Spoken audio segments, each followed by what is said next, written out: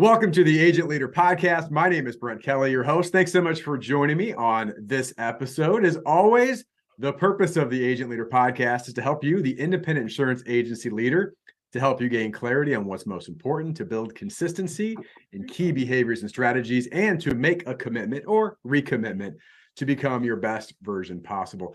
The Best Version Possible book is out. It's co-authored by Roger Sitkins. It's 60 plus years of insurance experience packed into a short book that you could read on an airplane. We've kept it concise so that anybody, even if you got a short attention span, like myself, can read it and take nuggets and use it right away. So go to sitkins.com/BVP at sitkins.com/BVP to get a copy. Well, today I have a guest that I'm very excited to have on the show with me. Someone who I was able to get to know at a deeper level this past year at a leadership event that we're both part of. And he is partner, founder. Tell me if I get into this wrong here, Kevin, but partner, founder, CEO, all around great guy at Reagan Consulting. If you are around the insurance industry at all, and you are because you're an agency leader, you know Reagan Consulting, the name. And I love to get to know Kevin, not only from his wisdom, but he likes to have a good time. And so I was excited to have Kevin on the show.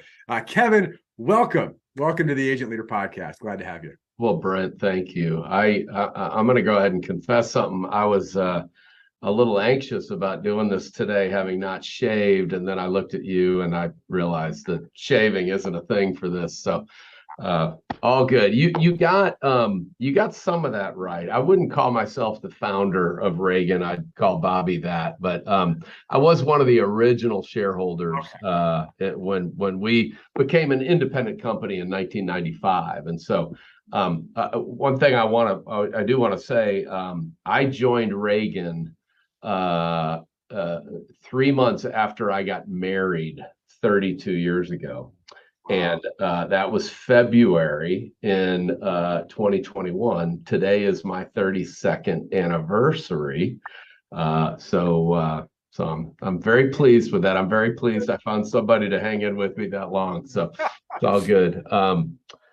But yeah, been with Reagan for then just shy of 32 years and dedicated my life to working in an industry, my vocational life in any case, that I never worked in. I came out of banking and I tell people today constantly, I'm like the luckiest guy in the world because I've spent a career in an industry that people outside of this industry don't necessarily know a whole lot about, but it is populated with fantastic people, and it's been a great run.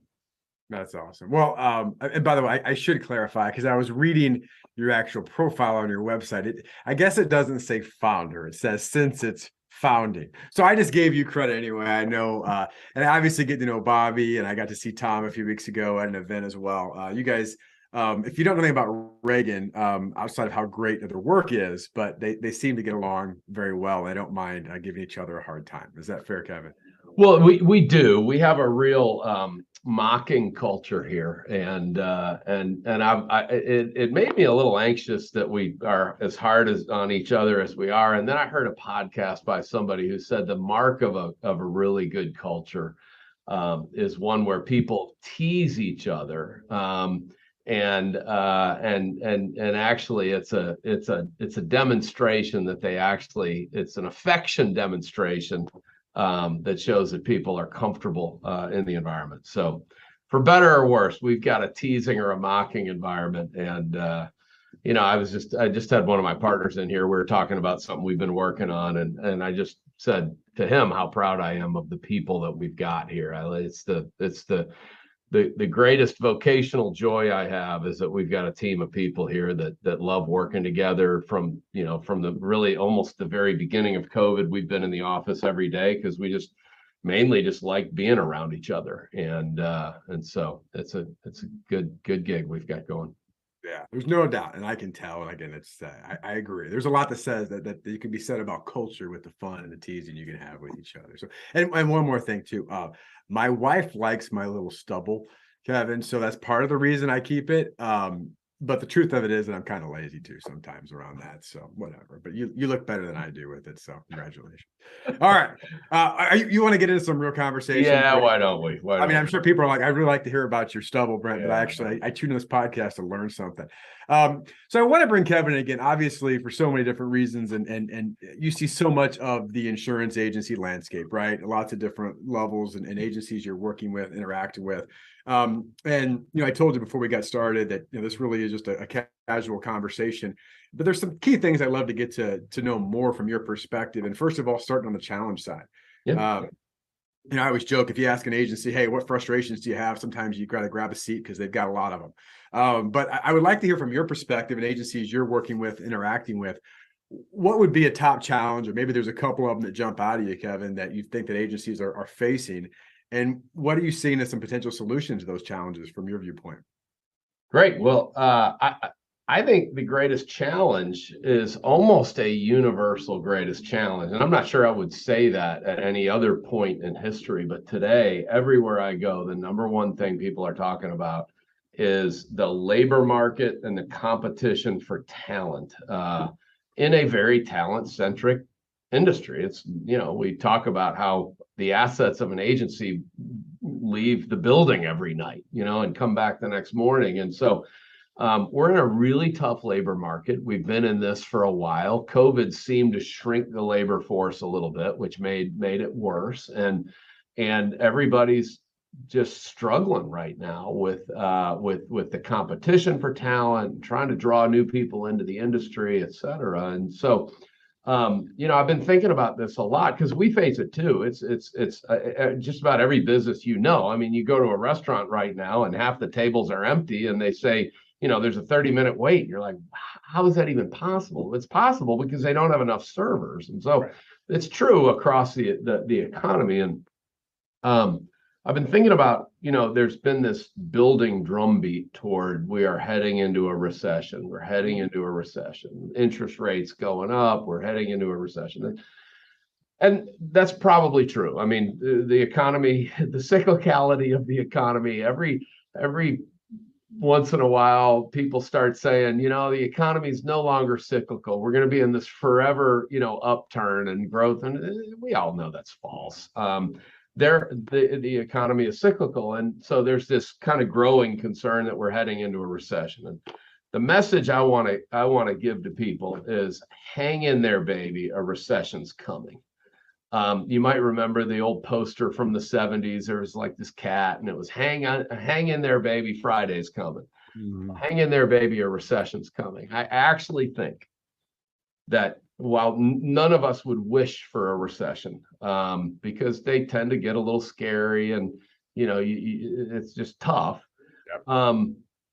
We're in such a weird labor market time right now where employers have so little power and employees have so much power that I think as we head into a more difficult economy, I think there's going to be a restoration of equilibrium to the employer-employee relationship. And therefore, I think a recession will actually create a situation where the labor market can cool a little bit, and there will be more opportunities to attract, recruit, and retain really good talent. And so, while I'm not wishing for a recession, I do think that'll be one of the silver linings of that, and it will it'll serve our industry well. So that's your encouraging point for today. Hey, listen, typically you hear the word recession. You're right. I mean, there's baked in fear to just that word alone. But I think you did first of all, I just love your take on it. But obviously, there's a positive spin potentially in that, certainly. So hopefully that's refreshing for in a weird way for some agency leaders to hear that the talk's out there. And I agree, it's on its way. But what does that mean? And so one thing, and I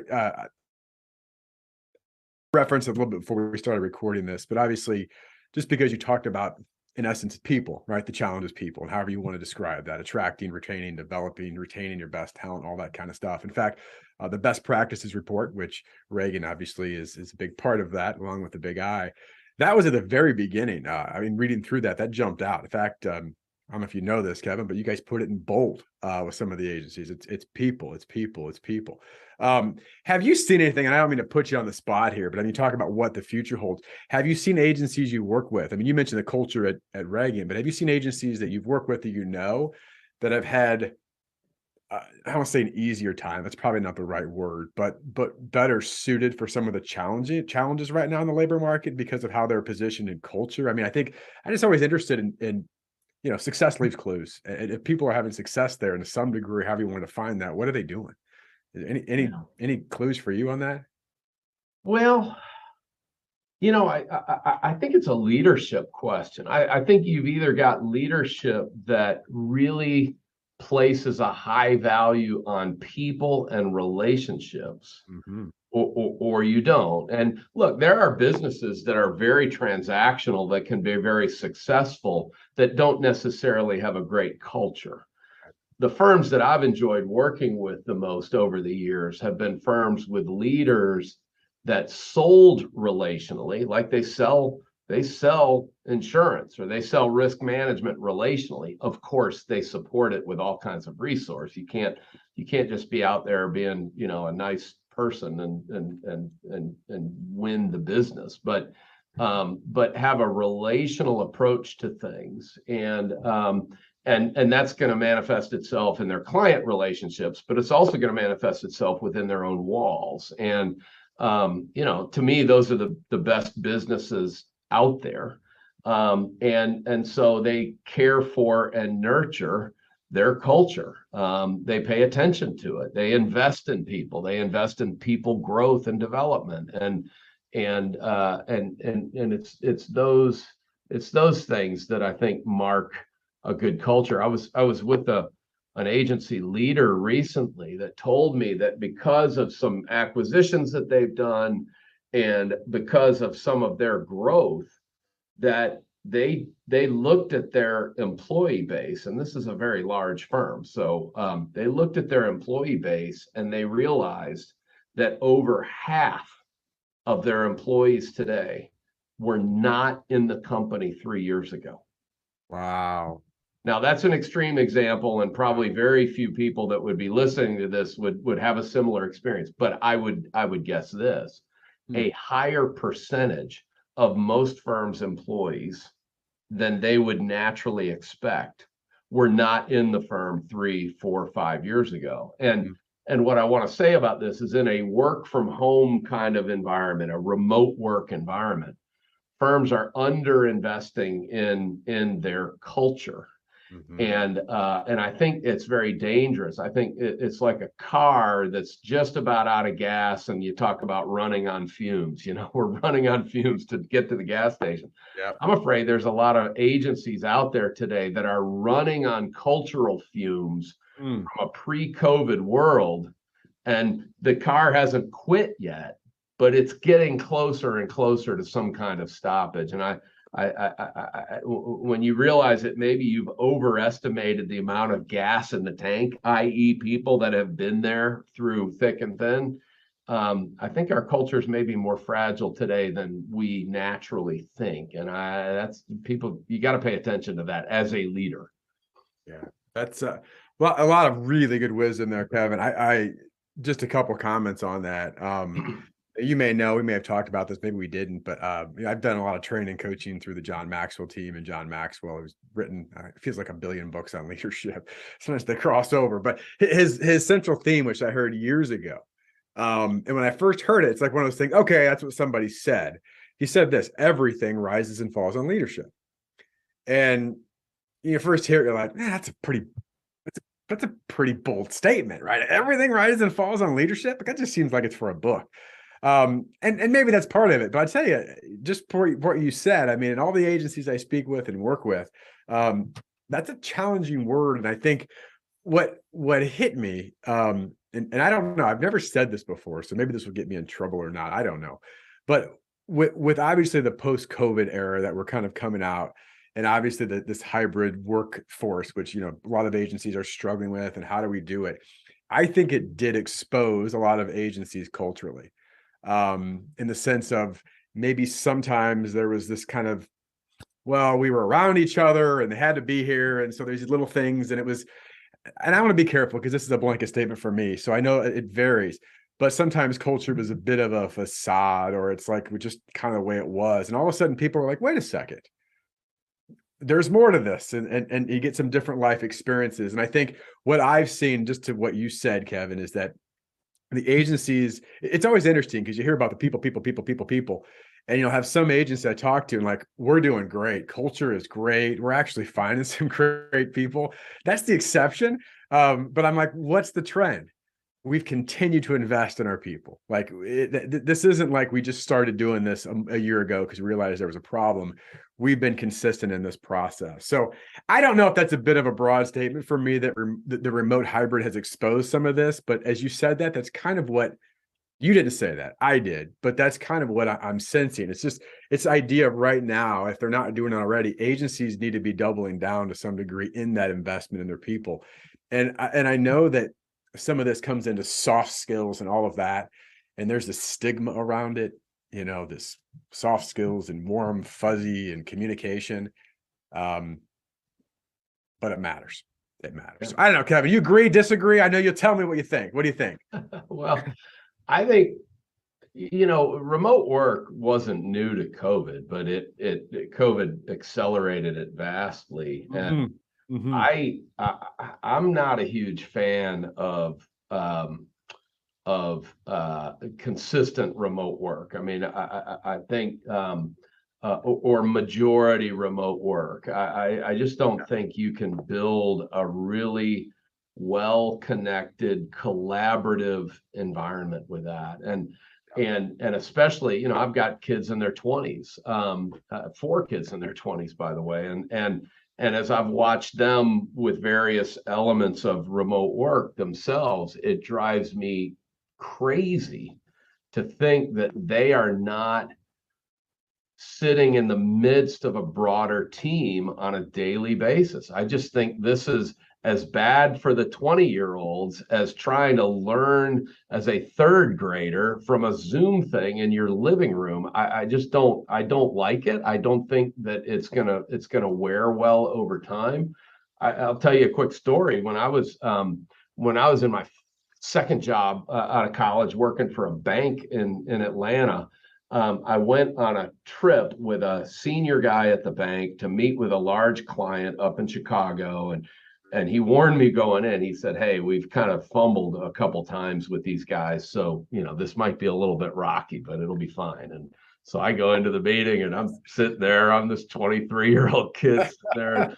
And sure enough, man, the CFO of this company just starts unloading. And I'm feeling like I'm getting defensive. Okay. I'm wanting to, I don't even know what he's talking about.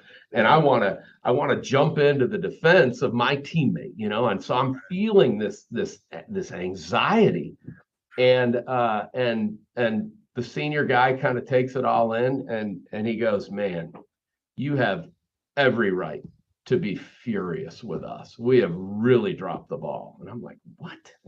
Did you say that? And I watched him totally take all of the anger and the heat out of the conversation by just owning it all, and it was I don't think I ever would have seen that exactly on a Zoom call. I don't think you would see that from your apartment. I think that had to be an in the room thing. And I just wonder how many lessons my own kids have missed because they haven't been present in stuff like that early in their careers, because it helped me. It helped shape something that I'll never forget, and a great lesson. And so anyway, I worry about that. And I part of the recession, I think, will give employers more power to say, hey, you need to be back in the office. Now, here's the terms by which we mean that. We're probably never going back to the 5-day-a-week mandate, but we got to have people working with each other. Yeah, that's I very well said. And obviously, my kids are in different ages. They're from 19 to 5, so I got the whole school thing. But it's you're seeing stuff now. I'm seeing it with my kids of what some of that, again, we could have all kinds of discussions around it, but I certainly see that with the agency workforce as well. And I do find it interesting. I don't know if I said this at the event when I was with you several weeks ago or not, or I've said it somewhere else, but I always find it interesting that some of the biggest tech companies are the ones that are mandating the fact that you're coming back to the office. Yeah, right? right. I mean, it's like, wait a second, these are the tech companies that are all about the remote stuff. Another one saying you got to be here. Why? Well, think about it. All right. So anyway, all right. We've talked about some of the challenges. I do want, and maybe this is part of the successes that you've shared, but I'd like to hear your perspective, Kevin. Obviously, in working with so many agencies and being around agencies, what do you see the best agencies? What are they doing? What are some of the success stories that you're hearing, and why have they been success stories? Well, that's those aren't as consistent, perhaps, as the challenge. There's this universal challenge right now in terms of the labor shortage. I'd say if I was going to draw a common denominator through the success stories that have appealed the most to me, they would be around young people recruiting and development, and getting people from other industries into our industry, recognizing that particularly sales in our industry is pretty unique, in that there's a renewal income stream behind it. You're not starting over every year.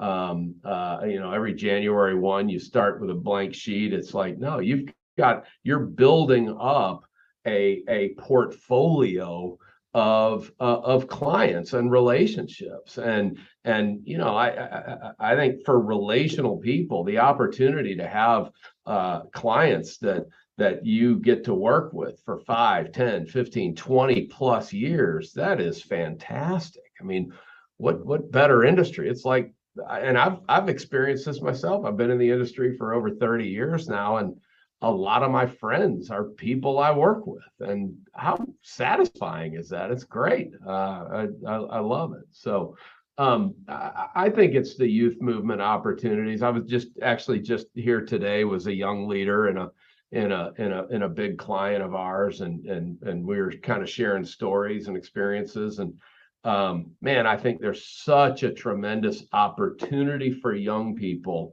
in a somewhat aged out industry. Sure. Where so many client relationships need to be transitioned. I mean, so many firms I work with they've got producers with, $1 million plus books, and they're not sure who the successor producer is going to be. Yep. And for young people to come into that and to be able to grow and have an economic opportunity like that, it's fantastic. So I think this is a great industry to continue to attract talent into. And the firms that I respect the most are the ones that have honed a pitch. They've figured out how to source them, and they're effective at bringing them in. Yeah, very well said.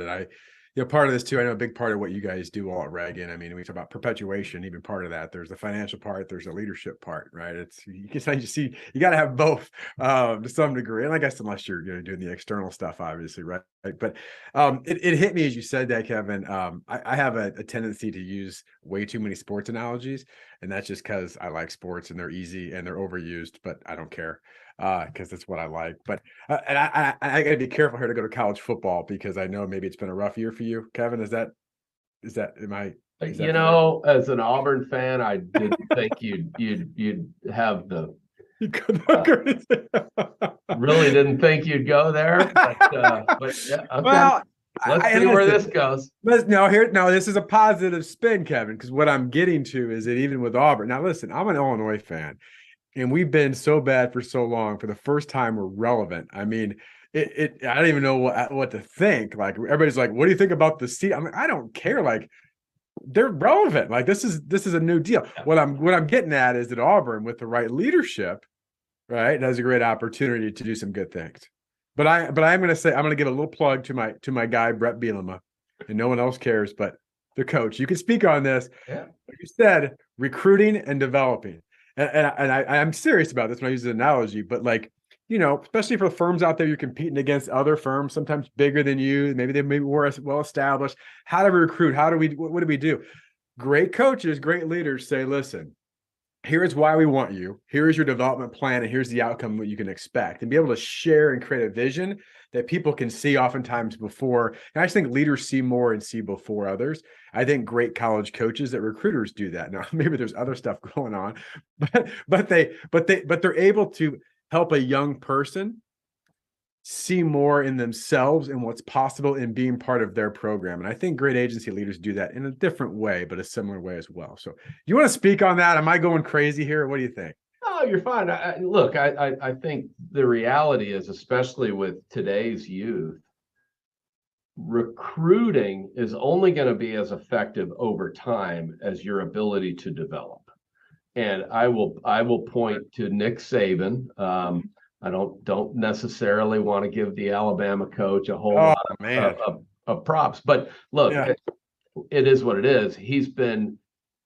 They're fantastic at recruiting, but it's only because these guys come in and he can show a track record of stewarding talent all the way through to the NFL. And the more examples you've got to show your ability to do that, the better off you are. Now, I'll transition to something that's a little bit happier for me, because Auburn basketball is in a pretty decent spot right now. Bruce Pearl is a good recruiter, but he's a good developer, and he's shown how he can do that. And I think, look, unless the product for the recruits is the development. And if you don't deliver the product to them, then you're gonna lose them, and that's as it should be. Yeah, I mean, every human being at their nature is a bit selfish, if not a lot, in the sense of, hey, I'm going to come to particularly you, but yes, particularly me. I'm probably very selfish. Thank you, Kevin. But they're thinking there in 4 years, going, okay, or 3 years or whatever it is. It's like, what's going to happen to me about develop? Like, what are you going to do to help me get what I want? Right, and that's in essence how people think. And the great coaches, the great leaders are able to show them and then give them a plan and back it up. Well, yeah. And look, I mean, I don't think it's selfish to say, hey, you've got a certain level of giftedness, and I want you to be with somebody that can help you reach your highest potential. I mean, I think we all want that for each other, and so, man, we need good coaches in this world. And I think the best agency leaders are people who have a coach mentality. I think that would maybe draw together everything we've talked about here. Yeah, amen. And I will tell you from my perspective, and some of the best agency leaders, if you talk to them heart to heart, they're like, listen, obviously we want, financial this and all that, but I just want to grow and develop my people. Because I know if I do that, the rest seems to kind of take care of itself. So, all right, Kevin, are you ready for one more question? One last question? Sure. All right. You got time? I'll be quick here. All right. So the first part of leadership is personal leadership, right? Individual leadership. And so I want to ask you an individual leadership question that can apply to anybody. And here's my question. If you were having a conversation with a younger Kevin, maybe you're sitting in that room as a 23-year-old, I don't know what age you are, right? Back when you're just starting your career. Yeah. And that young Kevin looks at the Kevin today and says, hey, older me, if you have one piece of advice to give me to help me, what would it be? I would say, don't think about yourself so much. Seriously. I mean, and look, I think this is the human challenge, and it's harder for some of us than others. I think of even today, I think about what I want or what I think I need. Way too much of my headspace is spent there. And I would be so much better off. Our firm here would be so much better off to the degree that I could think about myself less and the people around me more. And that sounds great to say, man, it's hard to do that, and I think we all are striving at some level to do that. But I think that's what I would say. The old adage, it's amazing what you can do when you don't care who takes the credit, and I think that's right. I mean, my experience, certainly I've observed that with a lot of really, really good leaders. They seem to be the people that care most about the people around them, that's what I aspire to be. I fail frequently at that, but that's I think that's where it's at. That's fantastic. I certainly echo that. I would love asking that question because I get a variety of answers. But one thing hit me as you said that, and I've heard years ago the definition of maturity is to be able to see and act on behalf of others, right? As you just like, okay, part of maturity is I'm going to see and act on behalf of the people, which, by the way, is really hard to do because at a core, we're all a bit selfish. But I heard something that said at 18 years old, you care what everybody thinks about you. At 40, you really stop caring so much. And by 65, you realize no one was paying attention anyway. And I always thought that was kind of a fun quote when I heard that. So, hey, Kevin, thank you. I know you got a lot going on. I appreciate you being part of this. Any last words or any way if people want to find you, know more about Reagan, any plug you want to throw in? Oh gosh, I'm not a big plug guy. Reagan Consulting, you know, we're Atlanta based. Our website is reaganconsulting.com, and you know, we love this industry. We want to see this industry succeed. And we work hard like you do, Brent, to try to figure out how to help advance the ball on that. And it's been a great industry to me, I'll tell you that. I'm so proud of it, and the people that I know here are just absolutely class acts. So all good. Thank you. Yeah, well, Kevin, thank you again. And you are. And seriously, you guys do incredible work, obviously, but you really are getting to know you better and your team. You truly are what you say you are, and it means a lot. So, well, thank you all. Brent, likewise. Yeah, thank you all. Thanks for being a part. Thanks for listening to the Agent Leader podcast. And I wish you all the best in your success. Take care. All right.